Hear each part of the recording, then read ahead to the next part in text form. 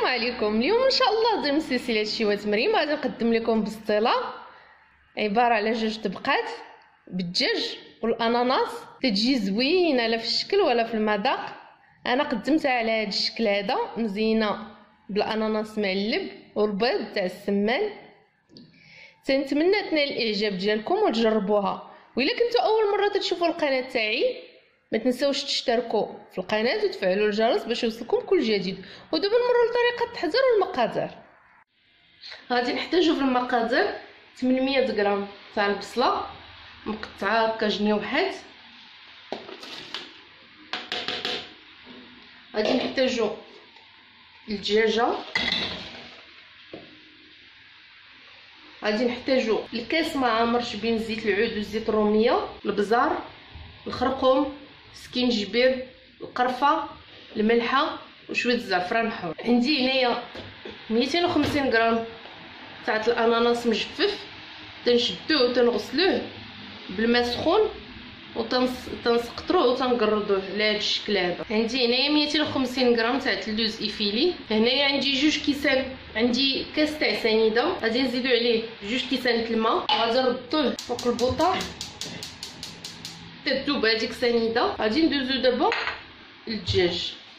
هاد السيرو هذا غنحتاجوه لهاد اللوز ايفيلي، غنوريكم الطريقه من بعد. وعندنا هنايا السنيده، السكر البني حتى هو غنحتاجوه، غنقول لكم علاش من بعد. غادي ندوزو دابا للدجاج.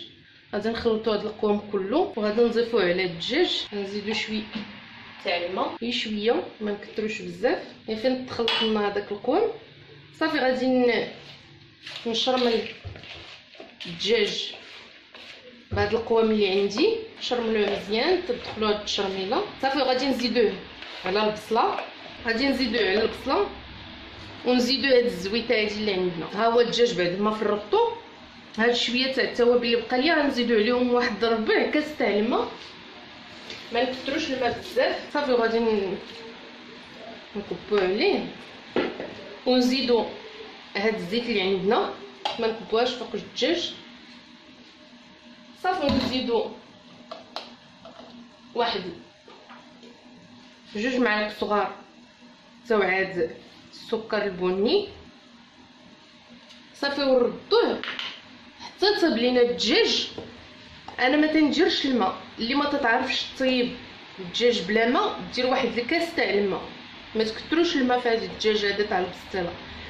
انا ما تنديروش، تندير فقط هذاك ربع كاس تاع الماء اللي شللت به التوابل. صافي غنردو حتى طيب ليا الدجاج كي قلت لكم.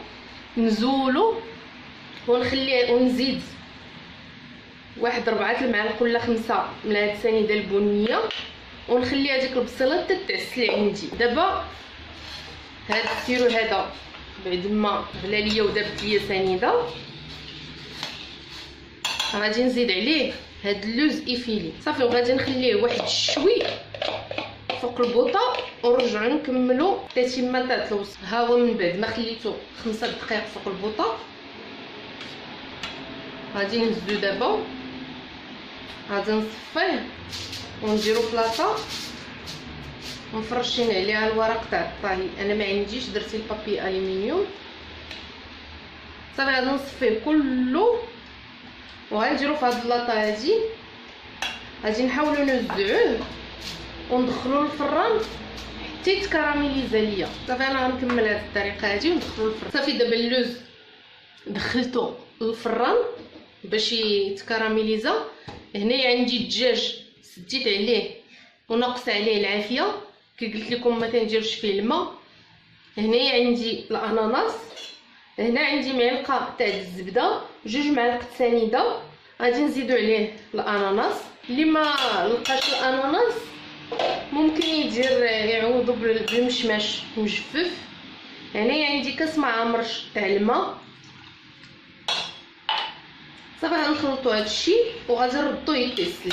ما نكثروش سنيده في هاد الاناناس حيت يكون هو اصلا حلو. صافي غير هكا وغيتسل. صافي نشعلو عليه البوطه ونخليوه حتى يتسل بين ما يوجدوا لنا هاد الدجاج واللوز ان شاء الله ونرجعو نكملو. بعد ما طاب الدجاج شديتو فرتتو، حيدت ليه العظيمه تاوعو. هذا هو شكل اللوز حتى هو بعد ما خرجته من الفران، تيجي على هذا الشكل هذا، تيجي كراميليزي او كروكو. وهذا هو شكل الاناناس بعد ما تغسل. دابا غادي ندوزو لهاد المريقه هادي، غادي نزيدو عليها شويه تاع القرفه، وغادي نزيد كي قلت لكم قريبا شي 4 المعالق تاع هاد السنيده البنيه. صافي غادي نحرك هاد المريقه وغادي نردها فوق البوطه مع التحريك المستمر حتى تغسل ليا مزيان. غادي ناخدو المول وغادي نلبسوه بالورقه. المول دهنتو بزويته، حتى الورقه كندهنوها غير بالزيت، ما كنخدموش الزبده. صافي عندي هنايا البيض باش غنلصق. غادي نبدا دابا، ها هي الورقه خديتها، غادي ندهن بالزيت. دائما الورقه دهنوها غير بالزيت، ما تخدموش الزبده باش تجي مقرمشه. الجهه الملسه هي اللي تتكون على برا، والجهه الحرشه تنديروها من الداخل. انا غادي نبقى هكا مستمره حتى نكمل هاد الدوره اللي عندي. غادي ناخذ الورقه وغنقطعها شرائط طوال. صافي غادي نبدا ندورهم بهاد الجهه هادي باش ندوبلو الورقه من هنا من الوسط على هاد الشكل هذا. صافي نعاودو ندهنوه بالزيت كي قلت لكم، نخليو طاوه على جنب. دابا غادي ندوزو لهاد المريقه هادي، غنبقاو نحركوها حتى تعقد لينا مزيان. صافي هي المريقه بعد ما تغسلات تجي على هاد الشكل هذا، تنخليوها حتى تنشف من الماء. غادي نزيدو واحد شويه على الدجاج باش نبننوه بها. صافي تناخذوا واحد شويه تنزيدو على الاناناس اللي عندنا مسل. صافي ونبداو نعمرو البسطيله تاعنا. نجيبو اللوز هو الاول،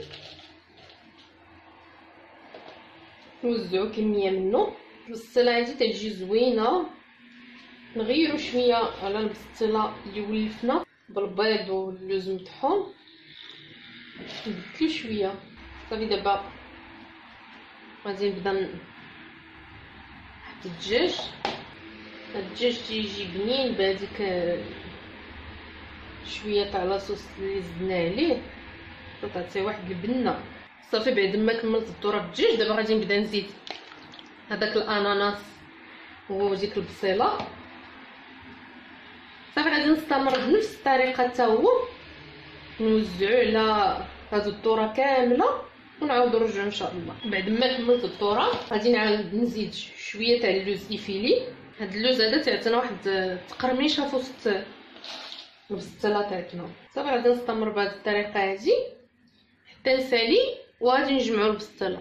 بعد ما ساليت الدوره باللوز ايفيلي دابا غادي نبداو تنجمعو في البسطيله، نحاولوا غير بشويه. صافي غادي نبقاو بهذا الشكل هذا حتى نجمعوا هاد الدوره اللي عندنا. غادي ندهنوا بالبيض باش تلصق لينا هاد الورقه هادي اللي رديناها على هاد الورقه الاخرى. صافي نبداو نجمعوا. صافي انا غادي نبقى هكا مستمره حتى نسالي هاد الدوره اللي عندي. غادي ناخذ دابا مول، اي مول عندنا غادي ندهنوه بزويته وغادي نقلبو هاد البسطيله فيه على هاد الشكل هذا. غادي نوريكم عليها باش تاخذ الشكل. صافي غادي ندهن هاد المول هذا حتى هو بزويته، وغادي ناخذ هذيك الورقه اللي بقات ليا غادي نقطعوها بالمقص على شكل شرائط، نقطعوها كلها على هاد الشكل هذا. صافي انا غادي نبقى هكا حتى نسالي الورقه اللي عندي كلها. ها هي بعد ما قطعتها غادي ندير ليها شويه تاع الزيت. دائما كي قلت لكم الورقه الا بغيتوها تجيكم مقرمشه تخدموا هي بالزيت فقط. صافي غادي نبدا نلبسها للمول، غادي ناخذها وغادي نلبسها للمول. صافي تنسالي ونعاودوا نرجعوا باش نوريكم باقي الطريقه. بعد ما لبست المول كله الورقه دابا غادي نعاود ندير فرشه تاع اللوز، وغادي نعاود ندير فرشه دجاج. غادي نعاود نزيد فوق هذا الاناناس اللي هو واحد شويه مزيان. صافي غادي نوزعو عليها كلها. غادي نزيد شويه تاع اللوز. صافي ونجمع البسطيله. صافي غادي نبدا انا نقطعها بهاد الورقه تنسالي ونوريكم باش غندهنها في الاخر. دابا غادي ندهنها بشويه تاع الزيت، هي شويه اصلا هي مدهونه، وغادي نلصقو بشويه تاع البيض باش تلصق هذيك الورقه على بعضياتها وما تطلعش فاش تكون طاطات. صافي غادي ندهنها كلها بهذا الشكل هذا. دابا غادي ندخلها للفران اللي شعلته من قبل، غادي نشعلوه من التحت، غندخلو البسطيله ونقصوه باش تاخذ الوقت تاع الطياب تاعها وتجي الورقه مقرمله. تتبان لينا بانها طابت، نهزو هاد الفوقانيه نخليو التحتانيه تحمر من الفوق ونعاودو نحمروا هاد الفوقانيه هادي من الفوق. وان شاء الله غادي ندخلها انا للفران ونطلقوا مع الشكل النهائي تاع البسطيله. بعد ما خرجت البسطيله الاولى من الفران قلبتها في المول اللي غنقدمها فيه ودهنتها بشويه تاع العسل. دابا غادي نلصق عليها شويه تاع اللوز ايفيلي من داك اللوز اللي خلينا، انا غادي نصايبو ونطلقوه من بعد. ها هي البسطيله الاخرى خرجتها، غادي نحاول نقلبها في الطبسيل ونحطها فوق هذه البسطيله الاخرى. بعد ما تبت البسطيله فوق البسطيله الاخرى، دابا غادي نجيب سليله اللي قاديت من الورقه، غادي نعمرها ديك الحشوه تاعت الاناناس وغادي نزينها بشويه تاع اللوز ايفيلي اللي خلينا من هذاك اللوز العماره على هذا الشكل هذا. ممكن تقادو بزاف ودورهم بالجنب تاع الطبسيل، انا اكتفيت بوحده غادي نحطها في الوسط. غادي نكمل التزيين دابا تاع البسطيله اللي عندي. التزيين تيبقى على حسب الرغبه تاع كل واحد وعلى حسب اش عندكم. غادي نجيب هاد العويدات اللي درت فيهم البيض تاع السمان بعد ما سلقته، هذا مرمدتو في حبوب البافو وهذا في سنيده البنيه. كي قلت لكم التزيين تيبقى على حسب الاختيار تاع كل واحد. غادي نبقى مستمره هكا حتى نكمل الكميه اللي عندي. غادي نزين جناب الطبسيل بالاناناس معلب، غادي نكمل الذره ونطلقها ونكملوا التزيين. غادي ناخذ الاناناس معلب ها هو قسمته على جوج ومرمدتو في حبوب البافو، وغادي نبقى نزين هاد الجناب هادو. اناناسه عاديه، اناناسه فيها البافو، اناناسه عاديه عاود. صافي والجناب زينتهم بحال هكا بالاناناس. كان هذا هو الشكل النهائي تاع البسطيله اللي قدمت لكم اليوم. تتجي على هذا الشكل هذا. تنتمنى تنال الاعجاب ديالكم. ما تنساوش تزوروا الصفحه اللي هي شهوة مريم على الفيسبوك، كذلك ما تنساوش تشوفوا الرابط اللي اسفل الفيديو فيه جميع الوصفات مكتوبه. وبالصحه والراحه.